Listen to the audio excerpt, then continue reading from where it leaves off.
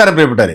ഇപ്പോൾ social media തുറന്നാൽ ഏറ്റവും കൂടുതൽ ട്രെൻഡിങ് ആയിട്ട് നിൽക്കുന്ന ഒരു വീഡിയോ ഉണ്ട്. നിങ്ങൾക്കെല്ലാം അറിയാം, കുറച്ച് നാൾക്ക് മുമ്പ് നമ്മുടെ കലാഭവൻ മണിയുടെ സഹോദരൻ രാമകൃഷ്ണൻ എന്ന് പറയുന്ന ഒരു കലാകാരനെ വളരെ മോശമായിട്ട് അധിക്ഷേപിച്ചിട്ടുള്ള ഒരു വൃത്തികെട്ട സ്ത്രീ എന്ന് നമുക്ക് ഉൾപ്പെടുത്താനേ പറ്റത്തില്ല. സ്ത്രീയാണോ പുരുഷനാണോ ഇനി മറ്റേതെങ്കിലും ജന്തുവാണോ എന്നുള്ളതിനെ കുറിച്ച് നമുക്കറിയാം. കാരണം മനുഷ്യനായിട്ട് പിറന്നിട്ടുള്ള ഒരാൾക്കും നടത്താൻ പറ്റാത്ത തരത്തിലുള്ള ചില പരാമർശങ്ങളായിരുന്നു അന്ന് രാമകൃഷ്ണൻ എന്ന് പറയുന്ന ആ ഒരു കലാകാരനെതിരെ ഇവർ നടത്തുക. പച്ചയ്ക്ക് ആ ഒരു ജാതിത അവർ വിളിച്ചു പറഞ്ഞു എന്നുള്ളതാണ്. കാരണം ഒരു സാധാരണക്കാരനായിട്ടുള്ള ഒരു മനുഷ്യൻ ഇതുപോലെ ജാതിയിൽ മേൽക്കോയ്മയിൽ നിൽക്കുന്ന ഞങ്ങളെപ്പോലൊക്കെ സമൂഹത്തിൽ പെർഫോം ചെയ്യുക, അല്ലെങ്കിൽ ഞങ്ങൾക്ക് മാത്രമേ കളിക്കാൻ പാടുള്ളൂ എന്ന് പറയുന്ന ചില കലാരൂപങ്ങൾ ഇവരൊന്ന് കളിക്കാൻ പാടില്ല എന്നുള്ള ആ ദുഷിച്ച മനസ്സിന്റെ ചിന്താഗതി വെച്ച് പുലർത്തുന്ന ഈ ഒരു വൃത്തികെട്ട സ്ത്രീയുടെ പേര് തന്നെ ആദ്യം മാറ്റണം. കാരണം വൃത്തികെട്ട പെണ്ണുമ്പിളയ്ക്ക് അങ്ങനെ ഒരു പേര് കൊടുക്കുക, ഇതൊക്കെ നമ്മൾ പറയുമ്പോഴത്തേക്ക് നമ്മൾ വലിയ പ്രശ്നക്കാരനാവും. കാരണം ഇവരെയൊക്കെ അധിക്ഷേപിച്ചു, ഇവരെയൊക്കെ അങ്ങനെ പറഞ്ഞു ഇങ്ങനെ പറഞ്ഞു എന്നൊക്കെ പറഞ്ഞ് പല ആൾക്കാരും വരും. സത്യത്തിൽ ഈ പറയുന്ന കലാമണ്ഡലം എന്ന് പറയുന്ന ആ ഒരു സാധനം ഉണ്ടല്ലോ, ഇതെടുത്ത് ദൂരെ കളഞ്ഞിട്ട് ഇതിനൊക്കെ പടിയടച്ച് പിണ്ടം വെച്ച് അവിടെ ചാണകം തളിച്ച് ശുദ്ധീകരിക്കണം. കാരണം അത്രത്തോളം വർഗീയത മനസ്സിൽ കൊണ്ട് നടക്കുന്ന, ജാത്യത കൊണ്ട് നടക്കുന്ന ഇതുപോലുള്ള ആളുകളെയൊക്കെ എന്തിനാണ് അതിൻ്റെ പുറത്ത് കയറ്റിയിരുന്നത്? ഇപ്പം ഏറ്റവും ലേറ്റസ്റ്റ് ആയിട്ട് വന്നിരിക്കുന്ന ആ ഒരു വീഡിയോ നിങ്ങളിൽ പല ആൾക്കാരും കണ്ടു കാണും. മറ്റൊരു കലാകാരിയായിട്ടുള്ള സ്നേഹയെ കുറിച്ചിട്ട് വളരെ മോശമായിട്ടുള്ള ഒരു പരാമർശമാണ് ഇവർ നടത്തി. കാരണം ഇവരൊക്കെ ആരാണെന്ന് അവർ വിചാരിക്കുന്ന ഒരു കാലഘട്ടം നമ്മൾ മറന്നുപോയി. ആ ഒരു കാലഘട്ടത്തിലേക്ക് വീണ്ടും കൊണ്ടുവരാൻ വേണ്ടി ശ്രമിച്ചുകൊണ്ടിരിക്കുകയാണ് ഇവിടുത്തെ ഇതുപോലുള്ള സവർണ മേധാവികൾ.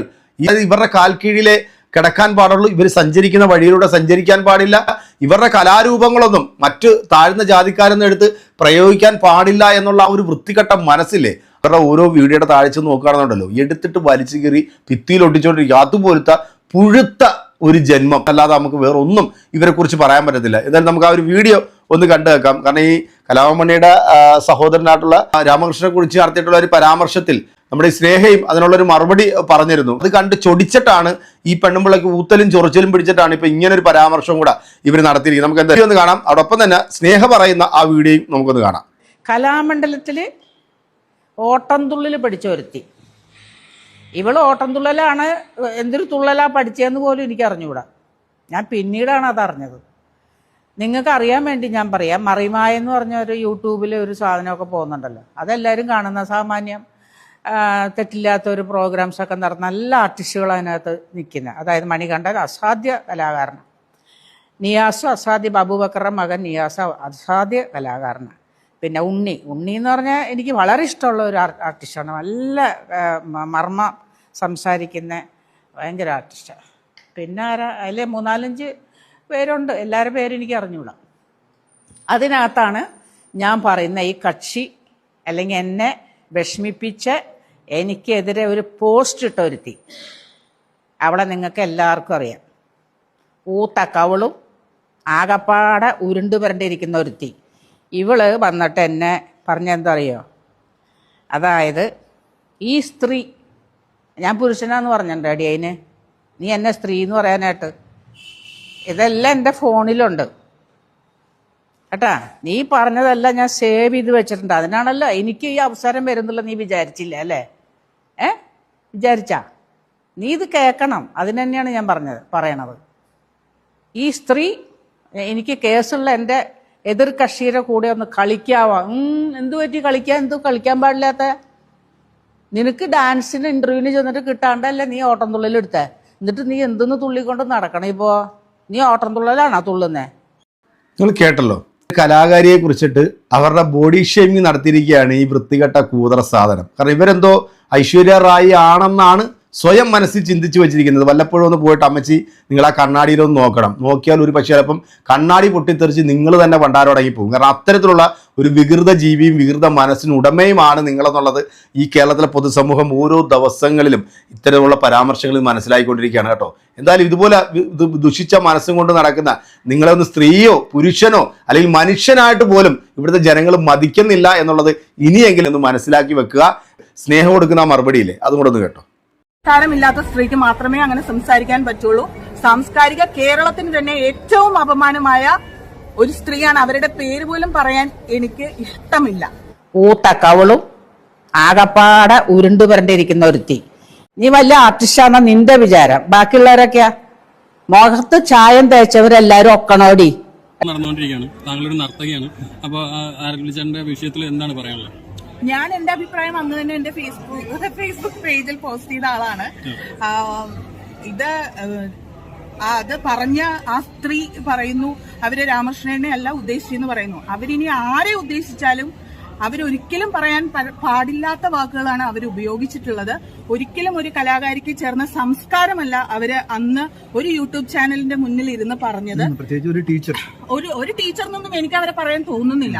അവർക്ക് കലാമണ്ഡലം എന്നുള്ള പേര് അവരുടെ പേരിനോടൊപ്പം ചേർക്കാൻ യോഗ്യതയില്ല എന്ന് തന്നെ വിശ്വസിക്കുന്ന ഒരാളാണ് ഞാൻ അങ്ങനെ ഭയങ്കര ഗംഭീര നർത്തകിയെന്നോ ഗംഭീര കലാകാരിയോ അങ്ങനെ ഒന്നും അവകാശപ്പെടുന്നില്ല. നോർമലി നമുക്കറിയാം, നമ്മള് മലയാളം മനസ്സിലാവുന്ന എല്ലാവരും അതിനെതിരെ പ്രതികരിച്ചവരാണ്. ഇപ്പൊ സാധാരണ മനുഷ്യർക്ക് വരെ ദഹിക്കാത്ത ചില വാക്കുകളാണ് അവര് പറഞ്ഞിരിക്കുന്നത്. അവരുടെ അടുത്ത് പഠിച്ച കുട്ടികളുടെ അവസ്ഥ എന്തായിരിക്കും എന്നാണ് ഞാനിപ്പോ ആലോചിക്കുന്നത്. എത്രത്തോളം മാനസിക പീഡനം അവര് സഹിച്ചിട്ടുണ്ടാവും എന്നാണ് ഞാനിപ്പോ ആലോചിക്കുന്നത്. ദയവേത് എനിക്ക് ഈ പറയുന്ന സർക്കാരിനോടും അല്ലെങ്കിൽ സർവകലാശാല യൂണിയൻകാരോടും ഒക്കെ പറയാനുള്ളത്, ഇത്തരം ജഡ്ജസിനെ ദയവേത് നിങ്ങൾ വിളിക്കരുത്. അതുപോലെ എന്റെ പ്രിയപ്പെട്ട കുട്ടികളോടും കുട്ടികളുടെ രക്ഷിതാക്കളോടും പറയാനുള്ളത്, ഇത്രയും നെഗറ്റീവ് എനർജി പകർന്നു തരുന്ന ഒരു അധ്യാപികയുടെ അടുത്ത് നിങ്ങൾ കുട്ടികളെ വിടുന്ന അത്രയും അബദ്ധം നമ്മുടെ കുഞ്ഞുങ്ങൾക്ക് ജീവിതത്തിൽ സംഭവിക്കാനില്ല. ദയവേത് അത്തരം നെഗറ്റീവ് സംഗതികളെ കട്ട് ചെയ്ത് കളയുക എന്നുള്ളതാണ്. പിന്നെ രാമകൃഷ്ണനെ സംബന്ധിച്ച് പറയുകയാണെങ്കിൽ സിനിമയ്ക്കൊക്കെ മുമ്പേ എനിക്ക് നേരിട്ട് അറിയാവുന്ന ഒരാളാണ്. അദ്ദേഹത്തെ ഞാൻ അറിയുന്നത് കലാഭവൻ ചേട്ടന്റെ അനിയൻ എന്നുള്ള പേരിൽ എല്ലാവർക്കും അറിയായിരിക്കും. പക്ഷെ അതിനേക്കാൾ കൂടുതൽ ഒരു നർത്തകൻ എന്നുള്ള രീതിയിൽ ഏറ്റവും ആരാധനയോടുകൂടി ഞാൻ നോക്കിക്കണ്ടിട്ടുള്ള ഒരാളാണ്. ഞാൻ കാലടി ശ്രീശങ്കര യൂണിവേഴ്സിറ്റിയിൽ നിന്നാണ് തിയേറ്റർ ഞാൻ പഠിച്ചിട്ടുള്ളത്. അപ്പോൾ അദ്ദേഹം അവിടുത്തെ അധ്യാപകനായിരുന്നു. അതല്ലാതെ തന്നെ ഒരുപാട് വേദികളിൽ നൃത്തം ചെയ്ത് തെളിയിച്ചിട്ടുള്ള ഒരാളാണ് രാമകൃഷ്ണേട്ടൻ. അപ്പോ രാമകൃഷ്ണേട്ടനെ ഇങ്ങനത്തെ ഒരു വിവാദങ്ങളുടെ ഒന്നും ആവശ്യമില്ല വൈറലാവാൻ വേണ്ടിയിട്ട്. അപ്പൊ ഈ ഒരു സംഗതി അവർ പറഞ്ഞതുകൊണ്ട്, ഈ വിവാദം ഉണ്ടാക്കിയത് കൊണ്ട് ആർക്കാണ് ഉപകാരം ഉണ്ടായത്? അവർക്ക് തന്നെയാണ്. കാര്യം അവർ തന്നെ പറയുന്നുണ്ട്, എനിക്ക് 66 വയസ്സായി, എന്നെ ഇതുവരെ ഇന്റർവ്യൂ ചെയ്യാൻ നിങ്ങളാരും വീട്ടിൽ വന്നിട്ടില്ലല്ലോ, ഇപ്പോഴല്ലേ വന്നത്. അത് തന്നെയായിരിക്കാം ഒരു പക്ഷെ അവർ ഉദ്ദേശിച്ചിട്ടുണ്ടാവുന്നതും. പക്ഷെ എങ്കിൽ പോലും സമൂഹത്തിന് ഏറ്റവും മോശമായ ഞാൻ ഇന്ന് ഫേസ്ബുക്ക് നോക്കുമ്പോൾ അവരെ അനുകൂലിച്ച് സംസാരിക്കുന്ന രീതിയിലുള്ള പോസ്റ്റുകൾ കണ്ടു. സംസ്കാരമില്ലാത്ത സ്ത്രീക്ക് മാത്രമേ അങ്ങനെ സംസാരിക്കാൻ പറ്റുള്ളൂ. സാംസ്കാരിക കേരളത്തിന് തന്നെ ഏറ്റവും അപമാനമായ ഒരു സ്ത്രീയാണ്. അവരുടെ പേര് പോലും പറയാൻ എനിക്ക് ഇഷ്ടമില്ല. അത്രയും എനിക്ക് എതിർപ്പാണ് അവരോട്. ഈ തള്ളയൊക്കെ അനുകൂലിച്ച് സംസാരിക്കുന്നത് ആരാണെന്നുള്ളത് ഇവിടെ അരിയാഹാരം നിന്ന മലയാളികൾക്ക് നന്നായിട്ട് മനസ്സിലാവും. എന്തായാലും സ്നേഹ എന്ന് പറയുന്ന ആ ഒരു ആർട്ടിസ്റ്റിനെ കുറിച്ചിട്ട് വളരെ മോശമായ രീതിയിൽ, അതും ഒരു സ്ത്രീയായിട്ടുള്ള ഈ ഒരു തള്ള ഇങ്ങനെ വിളിച്ച് പറയുമ്പോഴത്തേക്കും ഒന്ന് ആലോചിക്കുക. ഇവരുടെ മുഖം നല്ല വെളുത്ത് നല്ല തുടുത്തൊക്കെ ഇരിപ്പുണ്ട്, പക്ഷെ ആ ഹൃദയം ഉണ്ടല്ലോ കറുത്ത് കരിക്കട്ടാണെങ്കിൽ. കാരണം അത്രത്തോളം കാളകൂട വിഷം, ജാതി വെറി ഇതെല്ലാം ഇങ്ങനെ മനസ്സിൽ കൊണ്ട് നടന്നിട്ട് ഇതുപോലുള്ള അവസരങ്ങൾ വരുമ്പോഴത്തേക്ക് ഈ സാധാരണക്കാരായിട്ടുള്ള അല്ലെങ്കിൽ ഇവർക്ക് താഴെ ഇടയിലുള്ള ആ ഒരു ജാതിയിൽ നിൽക്കുന്ന ആളുകൾ ഇത്തരം കലാരൂപങ്ങളിലൊക്കെ മുന്നോട്ട് വരുമ്പോൾ, അതായത് അവർ ശോഭിക്കുമ്പോൾ ഇവരെപ്പോലുള്ള ആൾക്കാർക്ക് ഊത്തലുണ്ടാകും, കുരുപൊട്ടും. കാരണം ആ കാലമൊക്കെ കഴിഞ്ഞു പോയ അമ്മച്ചി, ഇത് വേറെ കാലഘട്ടമാണ് എന്നെങ്കിലും ഇനിയെങ്കിലും ഈ വർഗീയത തലയ്ക്ക് പിടിച്ച് ഭ്രാന്തായിട്ടുള്ള തള്ളയെ നിങ്ങളൊക്കെ ഓർക്കുക. ആ കാലഘട്ടമൊക്കെ നമ്മൾ ചവിട്ടി പണ്ടേ നമ്മൾ കുപ്പത്തോട്ടിൽ എറിഞ്ഞതാണ്. അത് ആ കാലഘട്ടവും പൊക്കി പിടിച്ചുകൊണ്ട് ഇപ്പോൾ വരികയാണെന്നുണ്ടെങ്കിലോ അതിനൊക്കെ കൃത്യമായിട്ട് മറുപടി തരാനും അതൊക്കെ വേണ്ട രീതിയിൽ കൈകാര്യം ചെയ്യാനും പറ്റുന്ന ഇന്ന് നമ്മുടെ നാട്ടിൽ ജീവിച്ചിരിപ്പുണ്ട് എന്നുകൂടെ ഒന്ന് മനസ്സിലാക്കുന്നത് നല്ലതായിരിക്കും. ഈ അസത്യഭാവ തള്ളയ്ക്ക് ഇപ്പം എയറിൽ നിന്നും താഴോട്ട് ഇറങ്ങാനായിട്ട് സമയം പോലും കൊടുക്കുന്നില്ല. അതുപോലെ നമ്മുടെ മലയാളികൾ എടുത്തിട്ട് അങ്ങോട്ട് എയറിലാക്കിക്കൊണ്ടിരിക്കുകയാണ്. പ്രിയപ്പെട്ട പ്രേക്ഷകരെ, ഈ വീഡിയോ കാണുന്ന നിങ്ങൾ കൃത്യമായിട്ട് ഇവർക്കൊക്കെ മറുപടി കൊടുക്കണം. സമൂഹത്തിൽ വെറുപ്പ് സൃഷ്ടിക്കുന്ന, ഇത്രയധികം നികൃഷ്ടമായ ഭാഷകൾ ഉപയോഗിക്കുന്ന ഇവരെപ്പോലുള്ള വൃത്തികെട്ടവർക്ക് കമന്റ് കൊടുക്കാൻ അർഹതയുള്ളത് നമ്മുടെ ഈ വീഡിയോ കാണുന്ന നിങ്ങൾ ഓരോരുത്തരും തന്നെയാണ്. അത് കൃത്യമായിട്ട് ചെയ്യുമെന്ന് എനിക്കറിയാം. അപ്പോൾ നമ്മൾ അടുത്തൊരു വീഡിയോയിൽ വീണ്ടും കാണാം. അതുവരെ എല്ലാവർക്കും